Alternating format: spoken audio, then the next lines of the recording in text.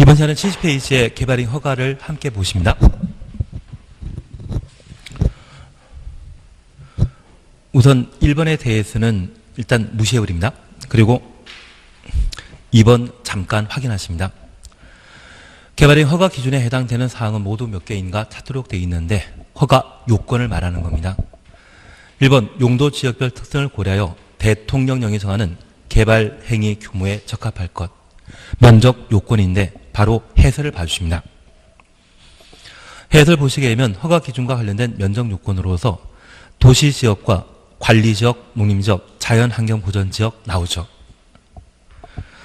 그 중에 공업지역은 개발행 허가 기준 면적이 3만 제곱미터 미만이고 관리지역과 농림지역의 경우에는 3만 제곱미터 미만입니다. 3만이 적용되는 곳이 몇 군데 있다? 3개. 그리고 보전 녹지지역은 5천 제곱미터 미만이며 비도시지역의 자연환경보전지역의 경우는 개발행위 허가 기준 면적이 5천 미만입니다. 그리고 주거지역, 상업지역, 자연녹지지역과 생산녹지지역은 1만 제곱미터 미만인데 우리 이걸 잠깐 다시 한번 보십니다. 국토계획법은 집행하기 위해 지정한 법률입니다. 저 집행은 개발, 정비, 보전, 건축물 만드는 것을 개발, 정비, 보전이라 표현합니다. 저 건축물 중에 국립병원이나 시립병원 등이 있다면 도시군 계획시설 노서, 도시군 관리 계획을 입안하고 결정하여 집행하는 방법이 있고요. 그리고 사익사업이고 규모 작은 사업이라고 하면 개발행위 허가받아 건물을 만들 수 있습니다. 그래서 내가 사는 집이라고 하면 개발행위 허가 대상이고 시립병원이라고 하면 도시군 관리 계획의 결정 대상이 되게 됩니다.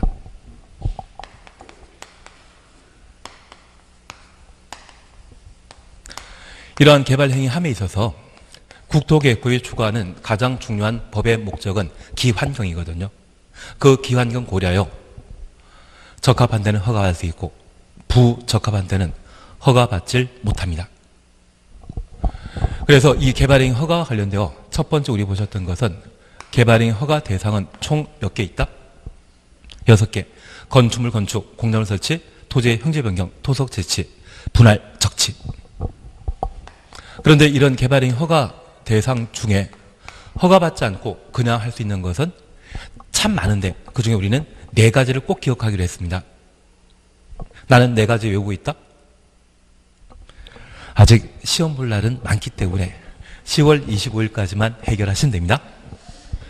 첫 번째는 우리 도시군 관리 계획으로 결정되어 시행하는 사업을 도시군 계획 사업이라 하는데 도시군 계획설 사업과 도시발 사업, 정비 사업이라고 하면 이미 도시군 관리 계획으로 결정되었기 때문에 따로 특광시군에게 허가받을 필요 없을 겁니다. 그리고 두 번째, 경작 위한 토지의 형질 변경이라는 말 기억나시겠습니까? 얘는 꼭 봐놓으셔야 됩니다. 그리고 세 번째 공부하셨던 게 재복구, 재해 예방을 위한 응급조치. 그래서 이번에 강원도에 산불 나지 않았습니까? 그런 곳이라고 하면 개발행위 허가받지 않고 주민들을 위한 임시 거주시설이라는 것을 제공할 수 있을 겁니다. 그리고 네 번째 보셨던 게 국가 지방자치단체가 시행하는 토지의 분할. 사도개설 허가라는 말도 들어본 적 있고, 예. 하여튼 이 4가지가 있다라는 것만 천천히 정리해 놓으시는 겁니다.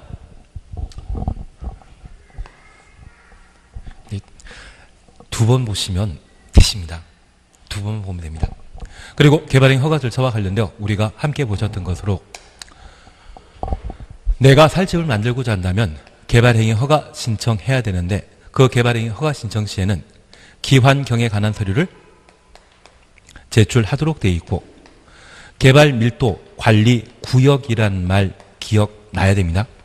저 개발 밀도 관리 구역의 지정 대상은 주거적, 상업적, 공업지역으로서 새로운 기반설의 설치가 곤란한 지역을 개발 밀도 관리 구역이라 하는데, 이러한 곳에 내가 살 집을 만들게 되면 기반설 설치에 관한 계획은 개발행 허가 신청서에 포함되지 아니한다. 얘를 꼭 기억하고 놓고 계셔야 됩니다.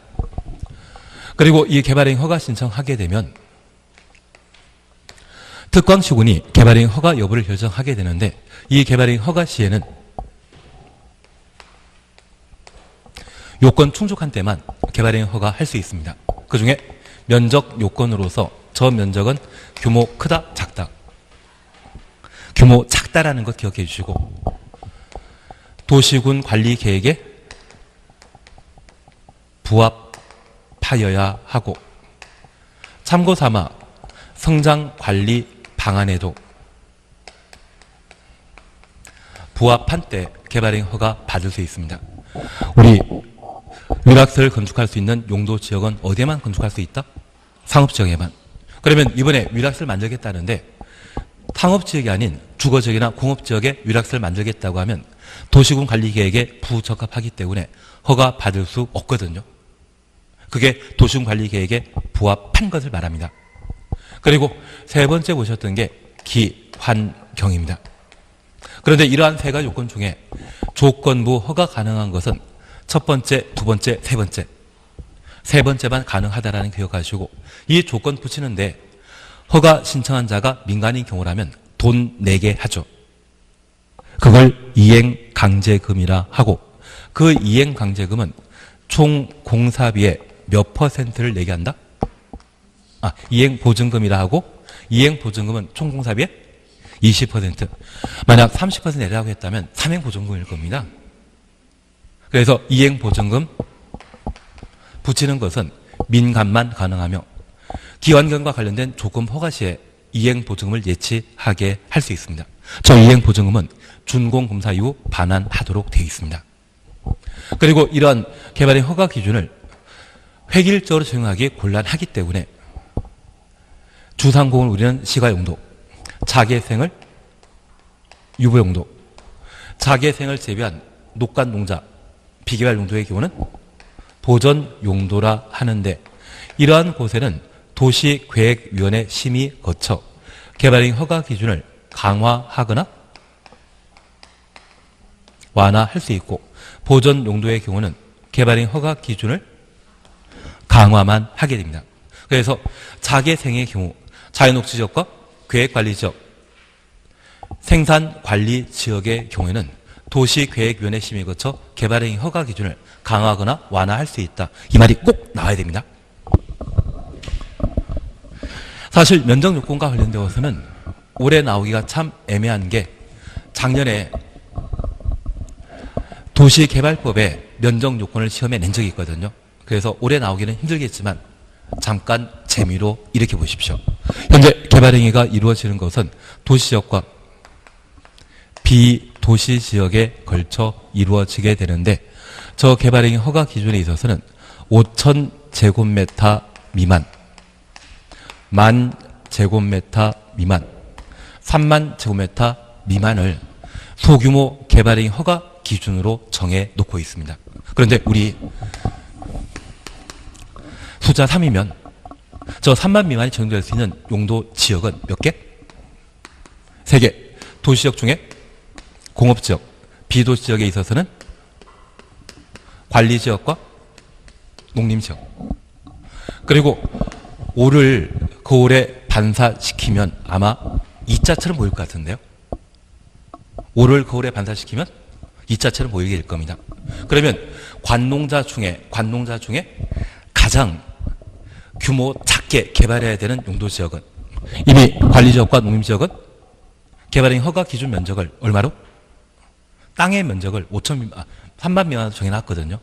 그러면 남아있는 용도지역은 어디입니까?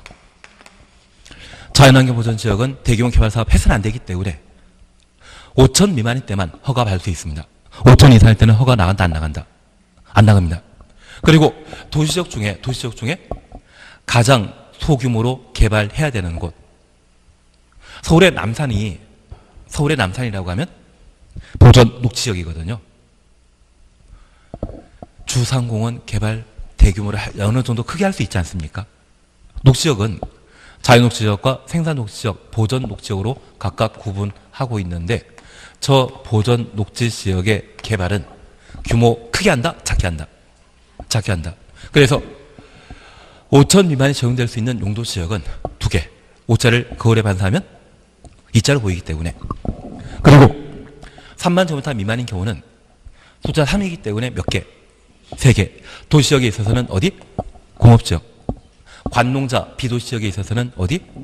관리지역과 농림지역의 개발행위 하고자 한다면 그 부지 면적이, 대지의 면적이 3만 미만일 때만 허가 받을 수 있습니다.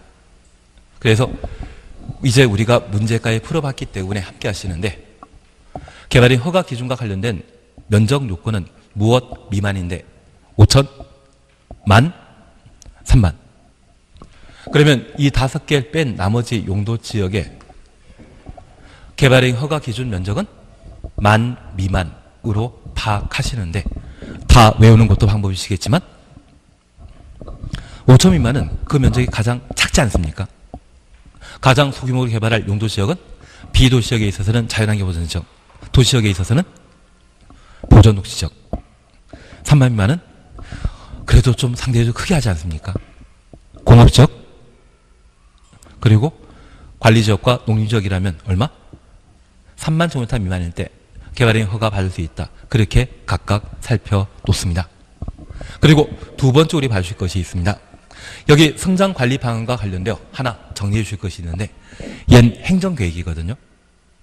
지금 우리 국토계획법은 집행에 관한 법률로서 도시군관리계획으로 집행하는 것과 개발행위 허가받아 집행할 수 있습니다. 그리고 우리 집행은 국토계획법은 도시, 군 단위로 이루어지기 때문에 도시와 군을 책임지고 있는 특광시군이 개발행 허가권자라는 걸 기억하시면, 지금 성장관리방안이라는 행정계획은 도시군 관리계획에 해당되는 내용입니까? 개발행 허가 파트입니까? 개발행 허가 파트라면 성장관리방안 수립할 수 있는 자는 허가권자라는 것 기억해 놓습니다. 그리고 두 번째, 여기 성장관리. 지금 이미 성장한 곳입니까? 앞으로 성장할 곳입니까? 성장할 곳이라고 하면 주거지역과 상업지역, 공업지역은 성장된 곳이죠. 그러면 장래에 성장할 곳은 비개발 용도라 불리는 녹지지역과 관리지역, 농림지역, 자연환경보전지역이 성장관리 방안 수립 대상입니다. 만약 주상공이 성장관리 방안의 수립 대상이라면 바로 틀린 겁니다. 그리고 두 번째입니다. 여기 성장관리 방안을 수립하는 자는 개발행 허가 파트이기 때문에 특광시군이 수립하여야 한다, 수립할 수 있다. 수립할 수 있다. 얘만큼은 유일하게 행정계획인데 불구하고 수립할 수 있다. 얘 뺀 나머지는 수립하여야 한다입니다. 우리가 지역, 지구, 구역 지정에 있어서는 지정할 수 있다가 원칙입니다. 대신 우리 세 가지 있었습니다. 연안심식. 최근 10년 사이에 2번 이상 천재지변으로 인명피해 발생한 곳은 도시군관리계획으로 방제지구의 지정 변경을 결정하여야 한다. 정택 10년, 시공로 30만, 지구단위 계획구로 지정하여야 한다.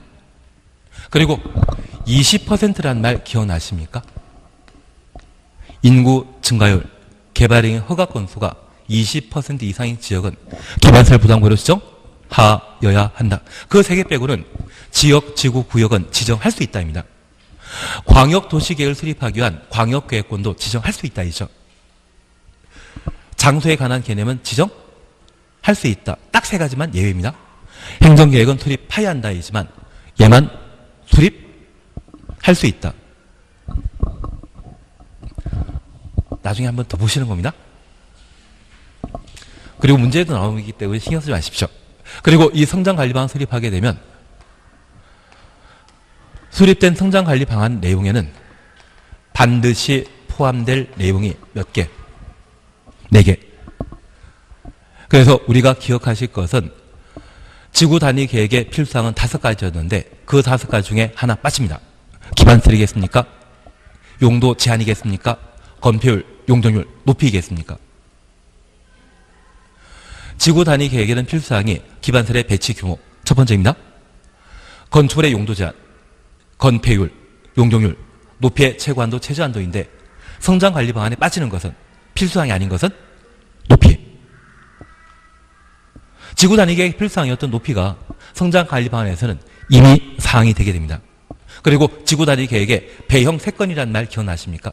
배치, 형태, 색채, 건축선. 이 4가지가 임의적 사항이었는데 성장관리 방안에는 건축선이 빠져버립니다. 배, 형, 색, 높이가 임의 사항이 됩니다. 그걸 우리가 조금 이따 보실 겁니다. 그래서 29회 때는 성장관리 방안을 시험 냈거든요. 그래서 주변 시험거리로 우리가 보실 것은 허가 없이 할 수 있는 것 참 많습니다. 그 많은 것 중에 이 4가지는 꼭 안고 와야 됩니다. 제가 출제원이면 기반설 부담구역 시험 나오는 거 뻔히 알고 있습니다. 그거 말고 하나를 더 꼽으라고 하면 그걸 말고 하나 어차피 2문제 나오니까 하나 꼽으라고 하면 허가 없이 할 수 있는 4가지 반드시 기억해 줄 것. 작년 성장관리방안 수립 대상 지역을 녹간농자를 시험에 냈기 때문에 그 주변 내용으로서 내용 아니면 행정계획 중에 유리하게 임의적 수립 대상이라는 것을 시험에 물을 수 있을 겁니다. 그 앞에 이야기라고 하면 저기 개발행 허가 요건과 관련되어 면적 요건 빈칸 만들어 놓고 그에 적합한 5천, 10,000, 30,000 그거 찾아가는 것을 시험에 낼 수 있을 겁니다. 그래서 이 정도까지 해놓으시게 되면 기반설 부담구역을 제외한 시험 문제 출제될 수 있는 하나를 분명 해결할 수 있습니다. 그래서 이번 시간에는 그에 관한 문제를 풀어보기 위해 함께 보고 있는 중입니다. 그리고 다시 박스 보십니다. 도시군관리 계획 및 성장관리 방안 내용에 어긋나지 아니할 것, 그리고 도시군계획 사업 시행에 지장 없을 것, 주변 지역의 토지 이용 실태 등의 주변 환경이나 경관과 조화 이룰 것, 기반경의 환경이죠. 그리고 해당 개발 행위에 따른 기반설의 설치나 그에 필요한 용지 확보 계획이 적절할 것, 기반경의 기입니다. 그래서 이 5가지가 모두 개발 행위 허가 기준에 해당된다는 것 파악하시면서 답은 5번으로 하시면 됩니다. 2번 찾으셨죠? 우리 2번, 3번은 무조건 보십니다. 우선 2번입니다. 개발행위 허가에 관한 설명을 옳은 걸 찾도록 되어 있습니다. 1. 허가받은 개발행위의 사업기간을 연장하려는 경우 연장 추천없습니다. 변경에 대한 허가 받아야 된다? 우리 약속하셨습니다. 변경 허가는 새로운 결정이거든요. 새롭게 허가받는 것과 똑같습니다. 그럴 때 우리 기억하시길 단축, 축소란 말 쓰게 되면 경미한 변경으로서 허가 필요 없습니다. 대신 연장, 확대란 말 쓰게 되면 변경 허가 받아야 되는 겁니다. 1번 맞다트리다. 맞습니다. 단축, 축소란 말 쓰게 되면 변경 허가 필요 없지만 경미한 사항이지만 연장, 확대란 말 쓰게 되면 변경 허가 받아야 됩니다. 2번입니다. 경작 위한 경우라도 전답 사이에 지목 변경 수반하는 토지의 형질 변경은 허가 받아야 된다.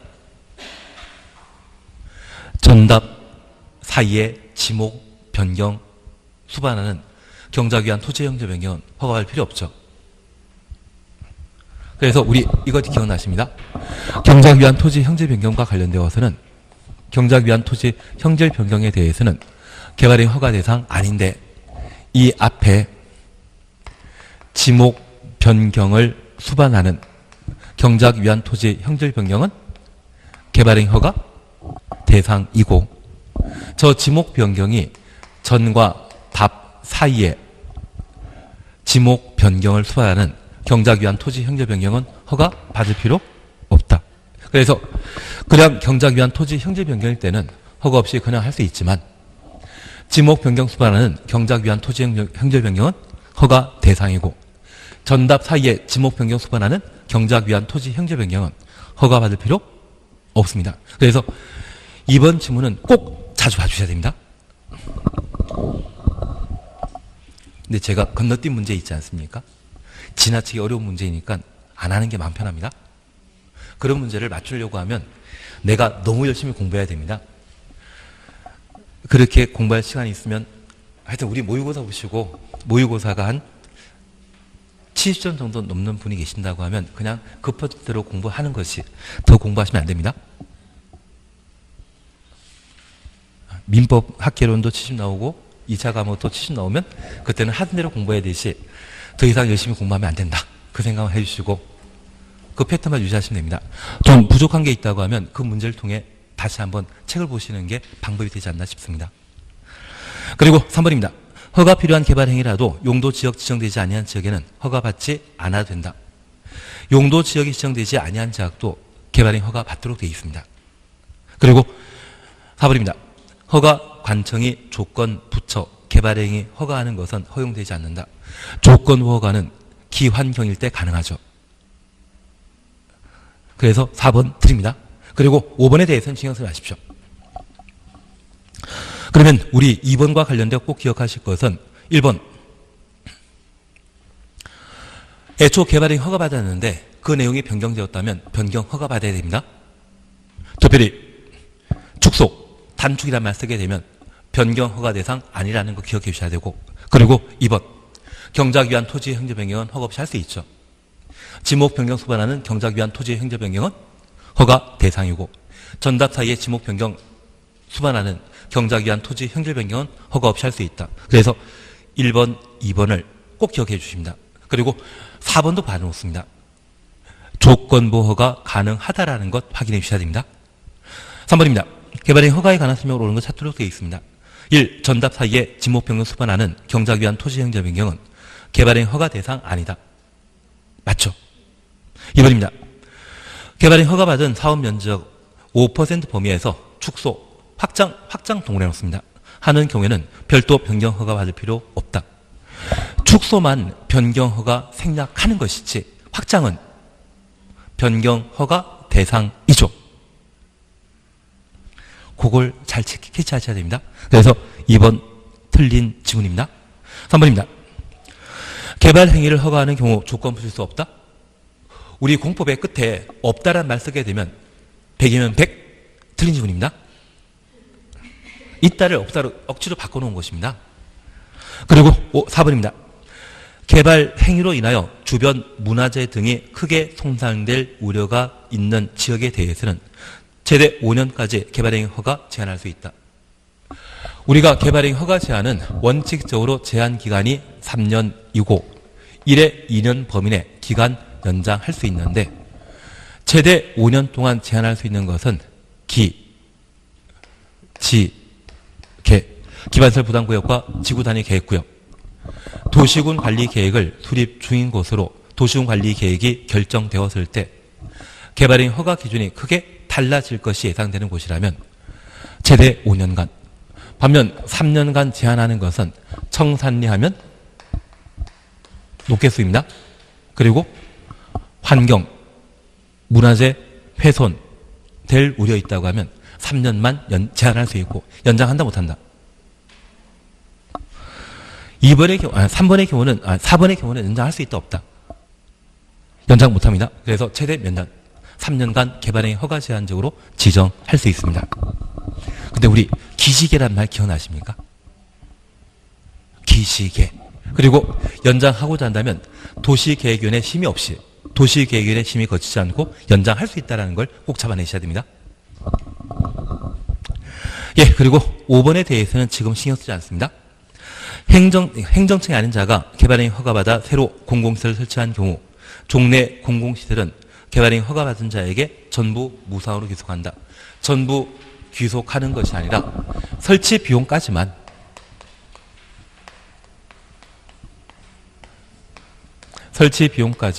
무상으로 취득하게 됩니다. 그러면 하나 이해하실 것이 있습니다. 지금 우리 건설 지역에 정부종합청사 있지 않습니까? 정부종합청사 있습니다. 그리고 이 정부종합청사 한가운데 지하지역이 있는데 이 정부종합청사가 지어진 지 40년, 50년 되었다고 하면 이것 없애버리고 그 자리에 재건축하는 방법과 이걸 세종시 외곽에 또 정부종합청사를 만드는 경우가 있습니다. 만약 정부종합청사를 외곽에 새로 만들게 되면 기존 정부종합청사는 계속 종합청사로 사용한다. 용도 폐지해버린다. 용도 폐지해버립니다. 그러면 이 새로운 정부종합청사를 만든 자가 폐지되는 정부종합청사를 인수할 수 있는데 이 폐지되는 정부종합청사의 가격이 100억인데 새로 설치한 정부종합청사의 부지와 건축 공사 비용이 80억이라고 하면 설치 비용인 80억까지는 비행정청인 사업시행자가 80억까지는 무상 취득하고 초과한 20억에 대해서는 돈 내야 되거든요. 그래서 행정청 아닌 자가 폐지되는 공공시설을 대체하기 위한 새로운 공공시설을 설치했을 때 새로운 공공시설에 대해서는 그냥 무상 취득하는 것이 아니라 어디까지만 설치 비용까지만 무상으로 취득하도록 되어 있습니다. 대신 이걸 인수하시게 되면 이곳에는 그냥 예전과 똑같은 건물 만들겠습니까? 100층짜리 건물 만들겠습니까? 100층짜리. 그래서 우리 한전을 현대 기아자동차가 10조에 인수하지 않았습니까? 한전 부지, 삼성동에 있는 곳. 우리 세종시 지금 새로 뭐 만들고 있기 때문에 폐지되는 공공시설이라는 게 없지만 서울 같은 경우는 그 폐지되는 공공시설 꽤 많을 수 있거든요. 그런데 그 한전 본사 건물이 제가 예전에 봤을 때는 한 5층짜리였거든요. 그걸 없애버리고 그 자리에 100층짜리 현대 기아자동차 만들게 된다고 하면 그거 돈 되지 않겠습니까? 예. 결론은 행정청 아닌 자란 말 가로 해놓으시고 행정청 아닌 자란 말 가로 해놓으시고 정부 무상으로 기소한다. 이 말 너무 틀립니다. 행정청 아닌 자는 어디까지만? 설치 비용까지만 무상으로 기소한다. 그렇게만 기억해 주십시오. 예. 4번에 대해서는 그냥 한번 풀어보셔야 됩니다. 대신 이 4번 유형 올해 시험에 나올 겁니다. 예. 우리 4번과 관련되어 1번 그냥 봐주시고 2번입니다. 허가권자가 개발행위 허가에 조건 붙이려는 경우 미리 개발행위 허가 신청한 자의 의견 들어야 한다. 조건 추천하시고 신청한 자 가로해 놓습니다. 그러면 우리 이것 하나 잠깐 이해하십니다. 우리가 앞서 개발행위 허가와 관련된 계략적인 절차 보셨는데 허가권자와 개발행위 허가 요건으로서 면적 요건에 적합할 것, 도시관리계획에 부합할 것, 기환경에 부합할 것, 그리고 이러한 개발행위 허가 기준을 용도 지역별로 탄력적으로 적용하게 되는데 주상공은 그대로 자개생 유보용도이죠. 도시계획위원회 심의 거쳐 개발행위 허가 기준을 강화하거나 완화할 수 있습니다. 자개생을 제외한 녹간농자는 유보용도인데 도시계획위원회 심의 거쳐 개발행위 허가 기준을 강화하도록 되어 있습니다. 그리고 두 번째 우리 보실 것이 이 개발행위 허가 시의 절차로서 의견 청취가 있습니다. 우리 공법상 의견 청취는 총 5개입니다. 그 5개 중에 개발행위 허가 시의 의견 청취는 3가지만 적용되게 됩니다. 첫 번째 우리 약속하실 것이 있는데 약속 한 개 있는데 내가 살집 만드는데 우리 동네 주민 의견 들을 필요 있다 없다? 없습니다. 그래서 이번에 내가 살집 만들 때는 우리 동네 사람들 의견 들을 필요 없습니다. 대신 조건 붙이는 경우에는 누구에게? 신청한 자의 의견 들어야 되고 도시군 계획 사업 예정지에서 건축물 건축과 관련된 개발행위 허가 신청 받았다면 허가권자는 도시군 계획 사업 시행자의 의견 듣고 허가 여부 결정하도록 되어 있습니다. 그리고 공공시설 귀속에 관한 문제인 때는 누구의 의견 들어야 된다? 관리청 의견 듣도록 되어 있습니다. 우리 시험에 잘 출제되는 것은 이 두 가지인데 이 두 가지에 대해서는 꼭 나중에라도 정리해 주셔야 됩니다. 그리고 4개 보셨다면 하나 궁금하지 않습니까? 전혀 궁금하지 않습니다. 궁금하지 않더라도 저는 이야기할 겁니다. 하급관청의 의견 듣도록 되어 있습니다. 그러면 우리가 잠깐 이해하실 것은 저 행정청이 하는 것을 행정행위라는데 저 행정행위를 혼자 하는 경우가 있지만 2사람 이상의 의견 교류에서 행정행위, 행정처분하는 경우가 있습니다. 만약 대등관청이라고 하면 뭐하고 한다? 협의조사 거칩니다. 우리가 기억하시길 국토교통부 장관이 도시군관리계획을 결정하게 되면 관계 중앙행정기관장과 협의할 것. 관계 중앙행정기관장은 장관 걸 말하거든요. 국토교통부 장관이 도시군관리계획 결정하게 되면 자신과 대등한 관계 중앙행정기관장과 협의하고 도시군관리계획을 결정하도록 되어 있습니다. 협의란 말 기억나시겠습니까? 그리고 오늘 좋은 거 배웠습니다. 하급관청이 상급관청의 의견 수렴해서 행정행위, 행정처분하는 데는 뭐 받아야 된다? 승인 받아야 된다. 그래서 도에 속해 있는 시군에 21층 이상이거나 연면적 10만 제곱미터 이상의 건축물에 대한 건축 허가하려면 누구의 승인받을 것?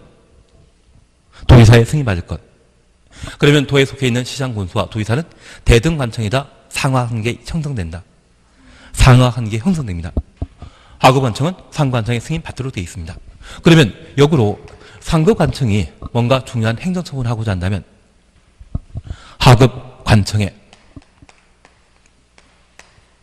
의견 드려야 되거든요.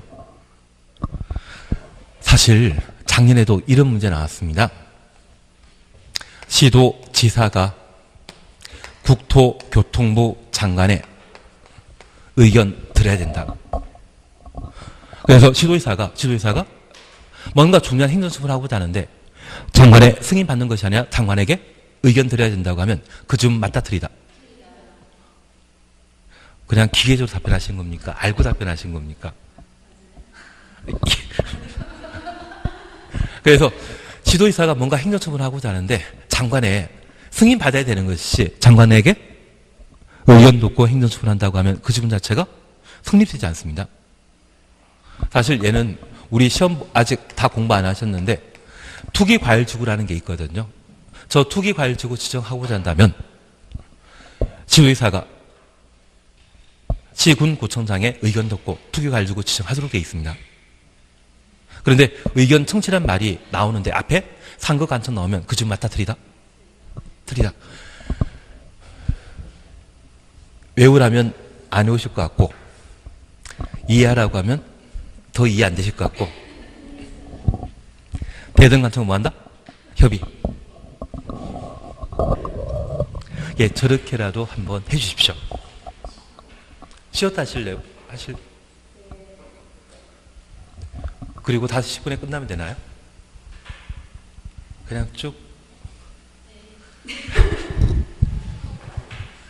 예, 그래서 그러면 5시 10분 전에 어떻게 끝내도록 하겠습니다.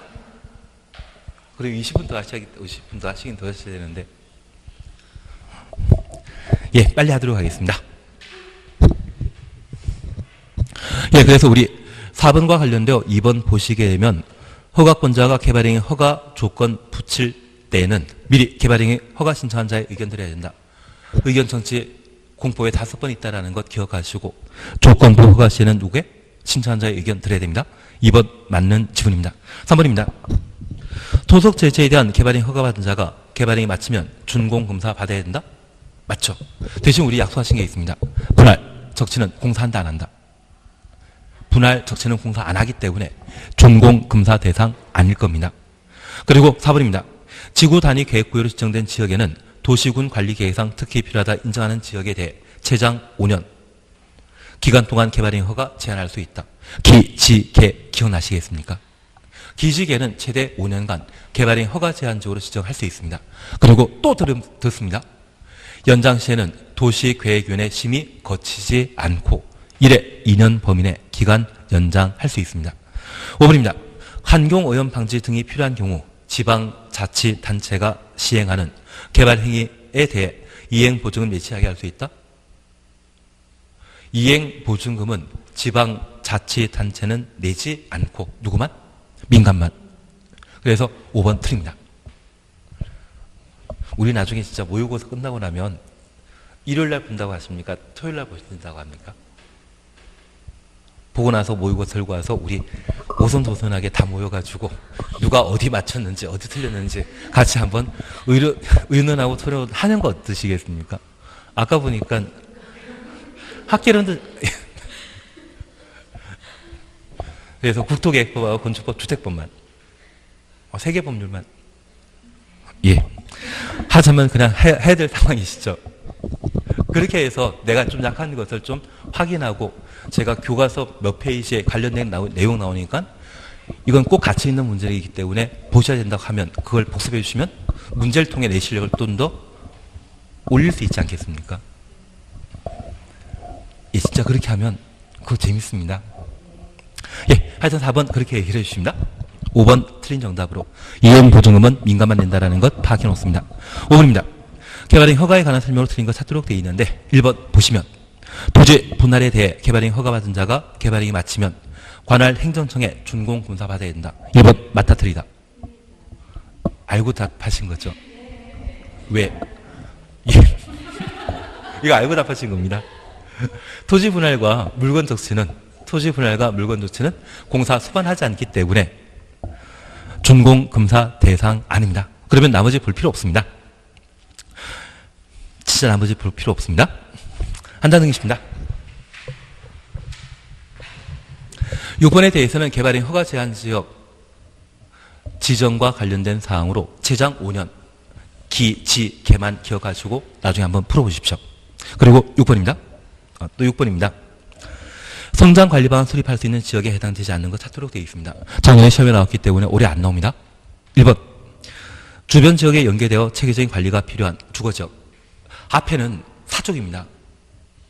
성장관리 방안은 지금 성장한 곳입니까? 성장할 곳입니까?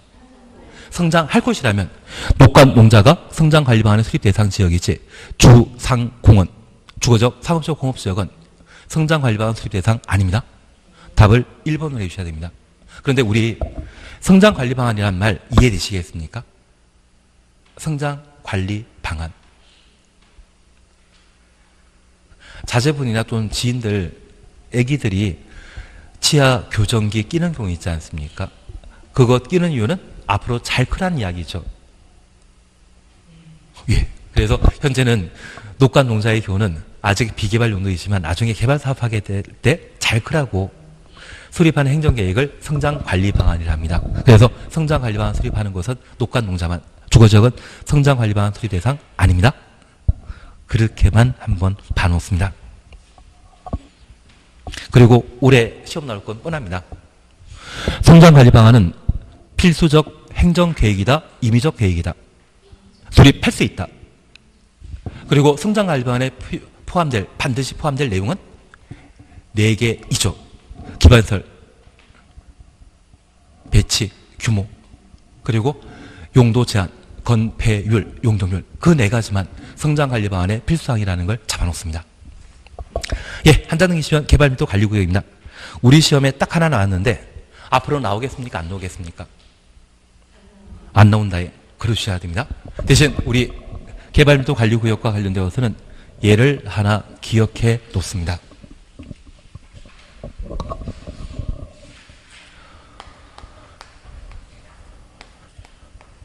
개발밀도 관리구역의 지정 대상은 주거지역, 상업지역, 공업지역으로서 새로운 기반설의 설치가 곤란한 곳을 개발밀도 관리구역으로 지정할 수 있습니다. 반면 예와 비교되는 것으로서 기반시설 부담구역 있는데 여기 기반시설 부담구역의 지정 대상은 새로운 기반시설의 설치가 가능한 곳을 기반시설 부담구역으로 지정할 수 있습니다.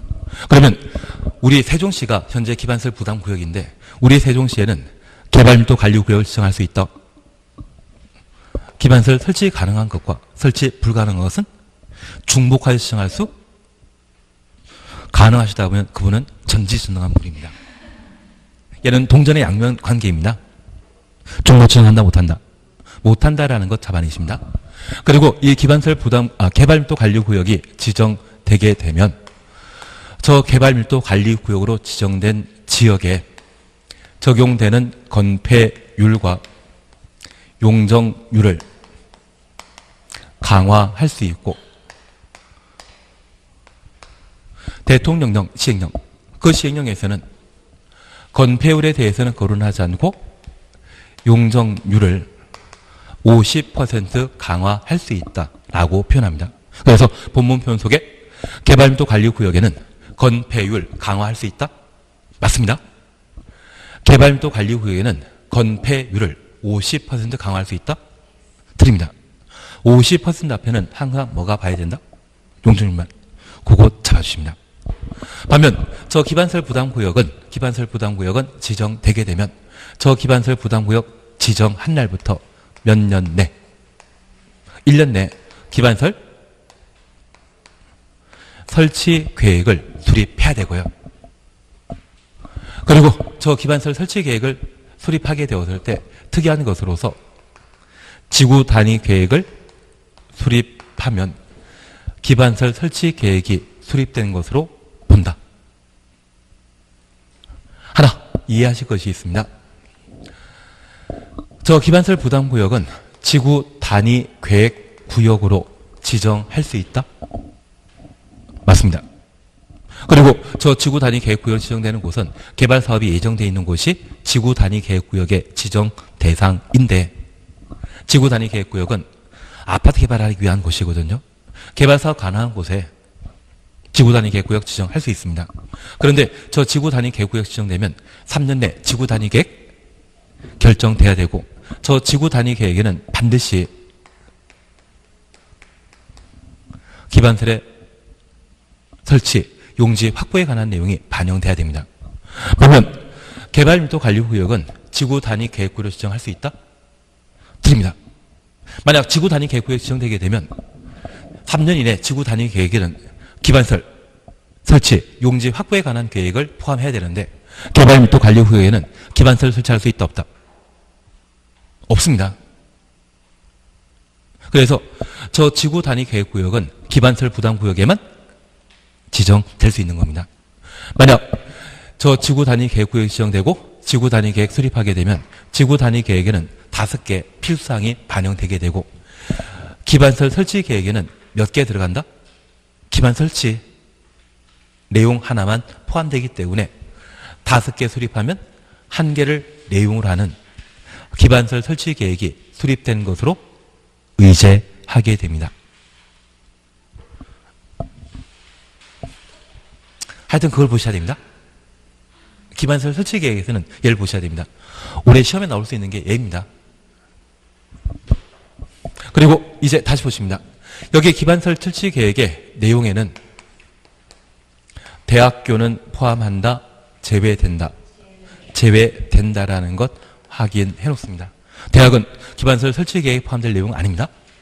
그리고 저 기반설 설치 계획이 수립되게 되면 기반설 설치 비용을 부담하게 되는데 저 기반설 설치 비용 최근 계속 시험거리거든요. 부담 대상은 연면적 200제곱미터 초과하는 건축물을 신축하거나 증축하는 때 설치 비용 부과 대상자이고 저 기반설 설치 비용 부과 대상자는 허가권자 얼마 내라 통지하거든요. 그리고 돈 받습니다. 건축 허가 받은 후 2개월 이내 200제곱미터 초과하는 규모에 따라 기반설 설치 비용을 부과 통지하고요. 얼마 내라. 그리고 징수는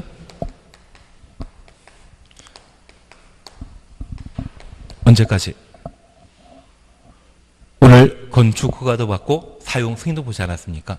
사용 승인 받고 내는 것입니까? 사용 승인 전에 내는 것입니까? 전에. 그래서 언제까지? 사용 승인 신청 시까지 납부하도록 되어 있습니다. 그래서 건축 허가받은 날부터 몇 개월 이내, 2개월 이내 설치 비용을 부가 통지하고, 통지받은 자는 공사 다 끝나고 사용승인 신청할 때 돈 내도록 되어 있습니다.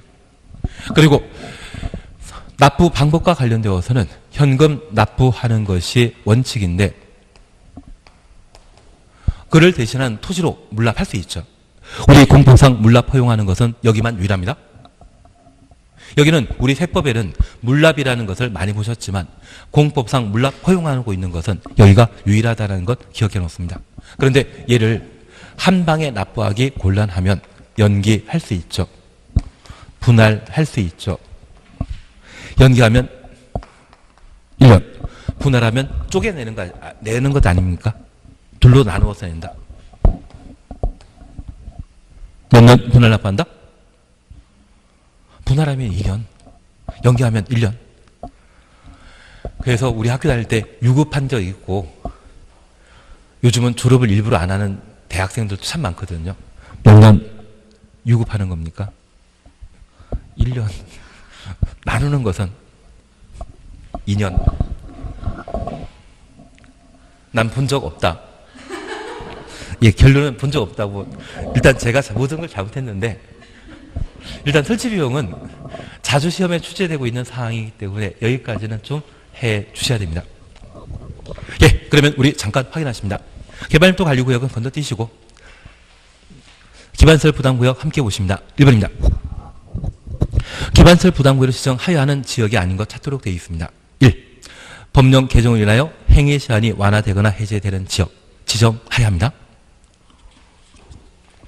2. 법령에 따라 지정된 용도 지역 등이 변경되어 행위 시한이 완화되는 경우, 행위 시한이 완화되게 되면 건물 건축하는 사람 많아지겠죠. 그리고 3번입니다. 개발 행위로 인해 기반셀의 수용 능력이 부족할 것으로 예상되는 지역 중에 기반셀 설치가 곤란한 지역, 이것 어디에서 봤던 것 같은데요. 개발 밀도 관리 구역이죠.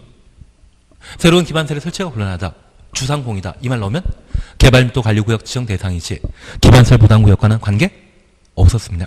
그리고 4번, 5번 묶어놓습니다. 기반 설치가 필요하다 인정하는 지역으로서 해당 지역의 전년도 추천했습니다. 개발 행위 허가 건수가 전전년도 추천했습니다. 개발 행위 허가 건수보다 20% 이상 증가한 지역. 그러면 우리 이렇게 잠깐 보십니다. 우리 세종시에 2017년도에 개발 행위 허가 건수가 1000건이었는데 2018년도에 1200건의 건물 건축하겠다는 개발행위 허가 건수가 발생했다면 그 차이는 20%이죠. 그러면 2019년도에는 기반설 부담구역을 지정하여야 한다. 그래서 개발행위 허가 건수는 전전년도와 전년도 비교했을 때 20% 이상 증가했다면 기반설 부담구역을 지정하여야 한다. 강행 규정입니다. 이해되시겠습니까? 그리고 두 번째입니다. 기반 설치가 필요하다 인정하는 지역으로서 해당 지역의 전년도 인구 증가율이 해당 지역 추천호수입니다.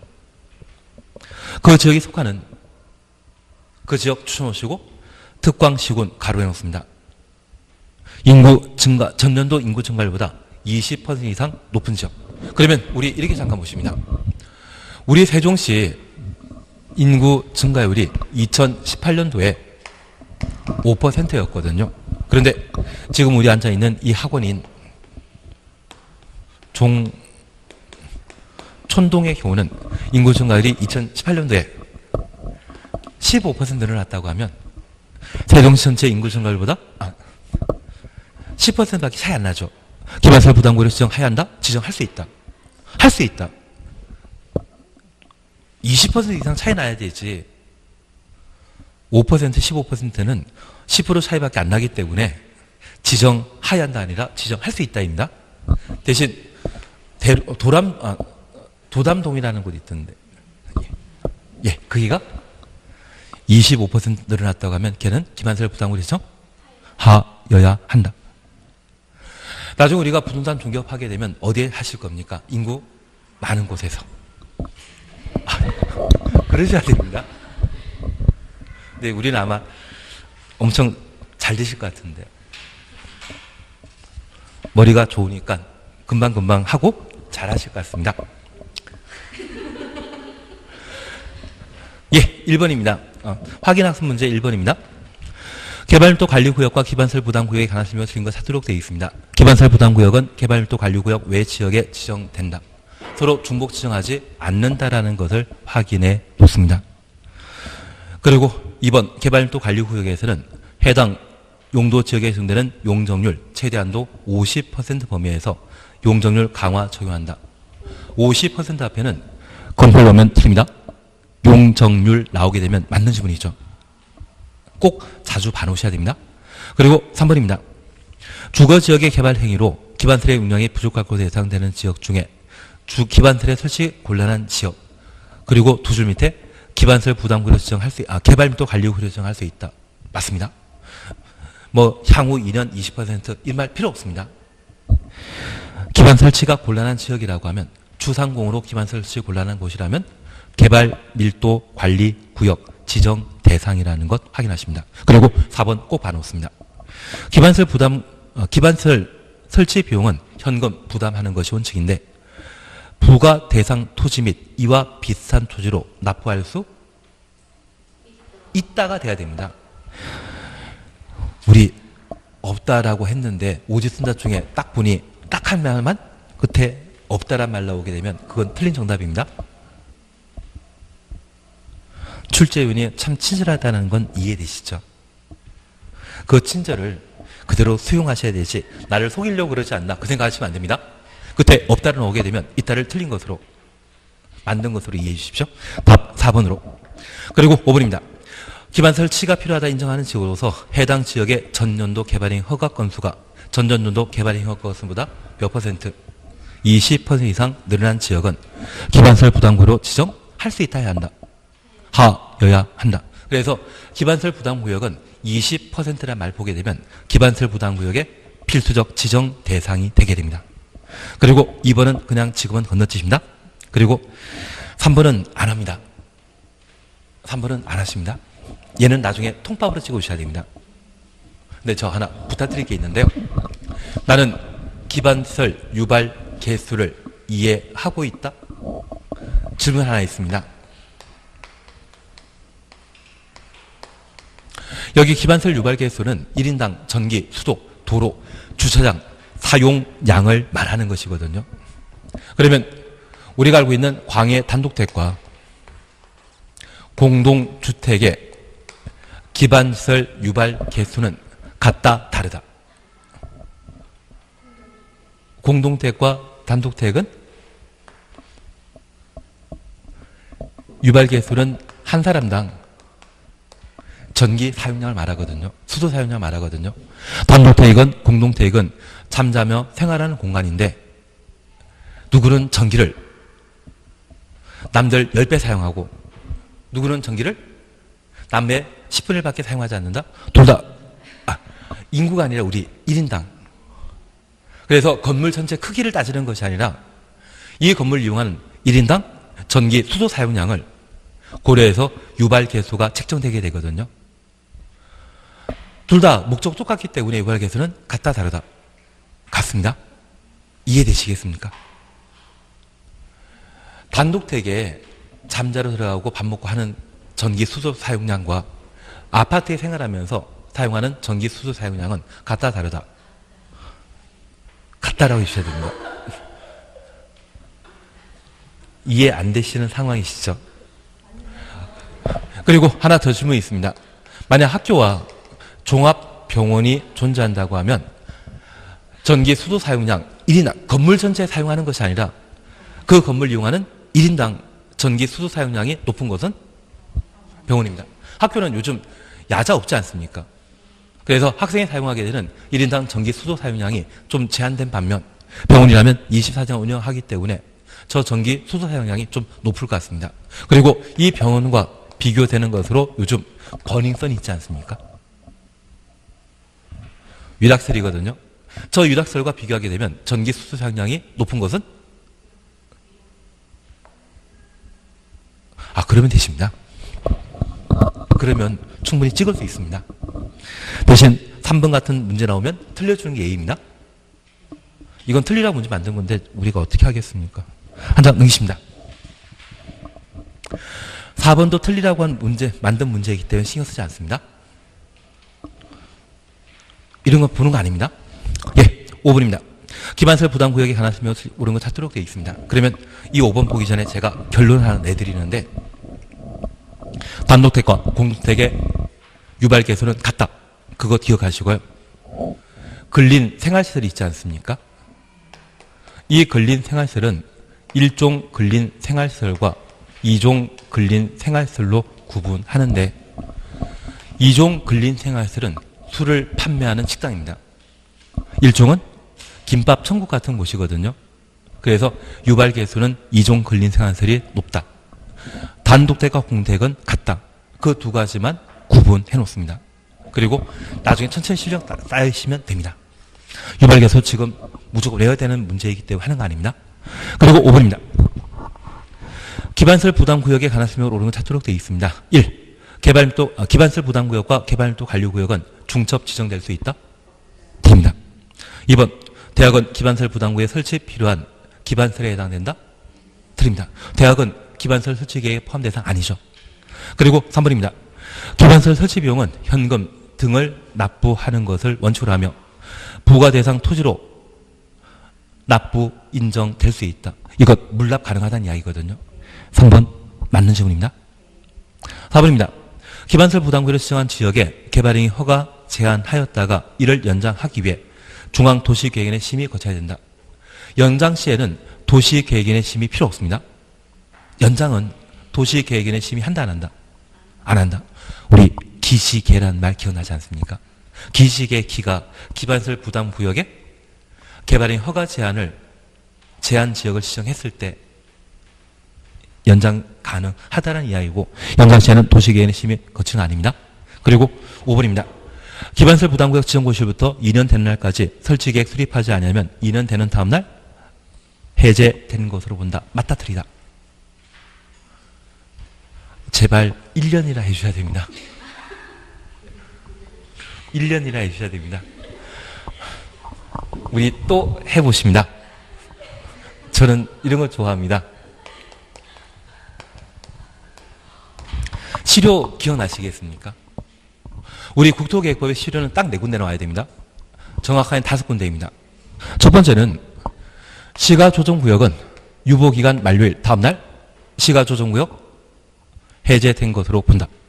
효력 상실합니다. 시가조정구역 기억나셔야 됩니다. 그리고 두 번째, 도시군 계획시설 사업은 결정 고시한 날부터 20년간 사업 시행하지 않으면 20년 되는 다음날 효력 상실한다. 그리고 지구 단위 계획 구역은 3년 이내 지구 단위 계획이 결정돼야 되고, 결정되지 않으면 3년 되는 다음날 효력 상실한다. 그리고 주민이 입안 제한한 지구 단위 계획은 결정 고시부터 5년 내 공사에 착수해야 되고, 착수하지 않는다면 5년 되는 다음날 효력 상실한다. 그리고 기반설 부담 구역의 경우에는 1년 내 기반설 설치 계획을 수립해야 하며, 수립하지 않으면 1년 되는 다음날 해제된 걸로 본다. 그러면 20년, 3년, 5년, 1년이라는 기간이 각각 붙는데 얘만큼은 기간 들어가는 거 아닙니다. 시가조정, 다음이 아니라 시가조정구역은 유보기간 끝나는 날, 만료일 다음날 해제된 것으로 본다. 이때 유보기간은 5년 이상 20년 범위 내 도시군 관리 계획으로 결정하는 사항으로 얼마가 결정될지 모르거든요. 그래서 이때만큼은 20년 되는 다음날 효력 상실한다. 이 말이 아니라 유보기간 끝나는 날, 다음날. 그래서 기반설 부담구역은 몇 년 내 기반설 설치계획 수립해야 된다? 1년. 그리고 10일 잠깐 보십니다. 예, 11절의 1번 문제는 수준 높은 문제이기 때문에 얘는 보는 거 아닙니다. 수준 높은 문제이기 때문에 하는 거 아닙니다. 그리고 이건 하여튼 수준 높은 건데 1번만 잠깐 보십니다. 확인학습 1번만 보십니다. 아니, 이거 하지 마십시오. 2번도 하지 말고 3분도 하지 말고. 진짜 이거 수준 높은데요? 그리고 12절과 13절에 대해서는 안 하는 겁니다. 이건 하는 거 아닙니다. 벌금 부과세 대상 뭔지, 그거 어떻게 알 상황인지. 그리고 청문은 우리 시험에서는 딱 한 번 시험에 나왔는데, 앞으로 시험에 나오게 되면 제 생각에는 40회 되면 나올 겁니다. 40회까지 공부한다고 하면 청문 공부하시고, 대신, 청문은 공인중개사법에서 하시면 됩니다. 그래서 오늘 여기까지 할 건데요. 그리고 여기까지 하시는데, 제가 다음 주에는 건축법 주택법을 먼저 끝내버리고 개발법 도정법에 대해서는 필요한 문제만 보게 될 겁니다. 그래서 저 목표는 국토계획법은 지금 제가 건너뛴 것 빼고는 같이 했던 거는 다 풀어보셔야 됩니다. 왜냐하면 국토계획법은 12문제 출제되기 때문에 이걸 바탕으로 하지 않는다면 나머지 문제 맞춰 나갈 게 별로 없거든요. 그리고 나머지는 제가 알아서 풀라는 것만 풀어주십시오. 빨리 오늘은 이런 분위기로 끝내도록 하겠습니다. 수고하셨습니다.